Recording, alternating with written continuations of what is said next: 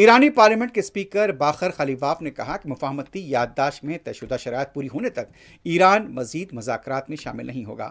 خلیباف کا کہنا تھا ایران کی جانب سے جاری موجودہ ملاقاتوں کا مقصد ایم او یو کے تحت کیے گئے وعدوں پر عمل درآمد کو یقینی بنانا ہے۔ انہوں نے کہا کہ یہ فیصلہ کیا گیا تھا کہ ایران امریکہ لبنان میں جنگ کے خاتمے کی نگرانی کے لیے مشترکہ کمیٹی قائم کرے گا۔ اسپیکر خلیباف کا کہنا تھا کہ مفاہمتی یادداشت کے مطابق آبنہ ہرمز سے بغیر کسی لاگت کے گزرنے کی اجازت صرف 60 دن کے لیے ہوگی۔ ایران آبنہ ہرمز میں اپنے حقوق پر کبھی سمجھوتا نہیں کرے گا۔ انہوں نے کہا کہ آبنہ ہرمز پر خود مختاری ایران اور عمان کی ہے۔ آبی گزرگاہ میں بحری آمد و رفت انہی انتظامات کے مطابق ہوگی جو ایران مقرر کرے گا۔ امریکی صدر ڈونلڈ ٹرمپ کو اس وقت دھکا لگا جب امریکہ کی سپریم کورٹ نے صدر ٹرمپ کا ایگزیکٹو آرڈر کالعدم قرار دیا۔ امریکی عدالت عظمیٰ نے پیدائشی شہریت ختم کرنے کا صدر ٹرمپ کا ایگزیکٹو آرڈر کالعدم کر دیا اور پیدائشی حق شہریت برقرار رکھنے کا حکم دیا۔ سپریم کورٹ نے ریاستوں کو اجازت دے دی کہ وہ خواجہ سرا ایتھلیٹس کو خواتین کے کھیلوں میں حصہ لینے سے روک سکتی ہیں۔ صدر ٹرمپ نے سپریم کورٹ کے فیصلے کو یہاں پر جس طرح سے بتایا جاتا ہے کہ یہاں جس طرح کا فیصلہ آیا تھا ٹرانسجنڈر کو لے کر، اس کو ٹرمپ نے ایک جیت قرار دیا۔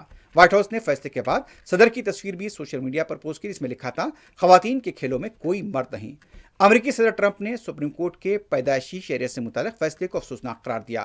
ایک بیان میں ٹرمپ نے کہا، سپریم کورٹ کا پیدائشی شہریت کو برقرار رکھنا ہمارے ملک کے لیے افسوسناک ہے۔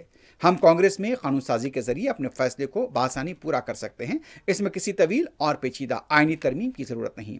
امریکی صدر نے مزید کہا کہ کانگریس کو پیدائشی شہریت ختم کرنے کے لیے آج سے ہی کام شروع کر دینا چاہیے۔ ایران نے کہا ہے کہ آبنہ ہرمز میں کسی بیرونی مداخلت کی ضرورت نہیں ہے۔ ہرمز میں بیرونی مداخلت مسئلے کو مزید پیچیدہ کرے گی۔ منگل کو ایرانی وزارت خارجہ کے ترجمان اسماعیل بقائی نے پریس کانفرنس سے خطاب کرتے ہوئے کہا، امریکہ کے ساتھ عارضی سمجھوتے پر عمل درآمد کے حوالے سے قطر کے ثالثوں سے بات چیت ہوگی۔ ایرانی ترجمان بقائی نے کہا، امریکہ کے ساتھ عارضی سمجھوتے میں شامل منجمد اثاثوں کی واپسی پر بھی بات چیت کی جائے گی۔ ادھر قطر نے ایران کے $6 ارب تہران منتقل ہونے کی خبروں کی تردید کی ہے۔ دوحہ سے قطری وزارت خارجہ کے ترجمان ماجد الانصاری کے مطابق یہ رقم ایران کی جنوبی کوریا میں منجمد تیل کی آمدنی ہے۔ 6 ارب 2023 کے امریکہ ایران قیدی تبادلے کے معاہدے کے تحت قطر منتقل ہوئے۔ قطر کے ترجمان کے مطابق امریکہ ایران کے درمیان 5 قیدیوں کے تبادلے کے بعد رقم جنوبی کوریا سے قطر منتقل کی گئی۔ امریکی شہریوں کی رہائی کے باوجود رقم اب تک ایران کے حوالے نہیں کی گئی۔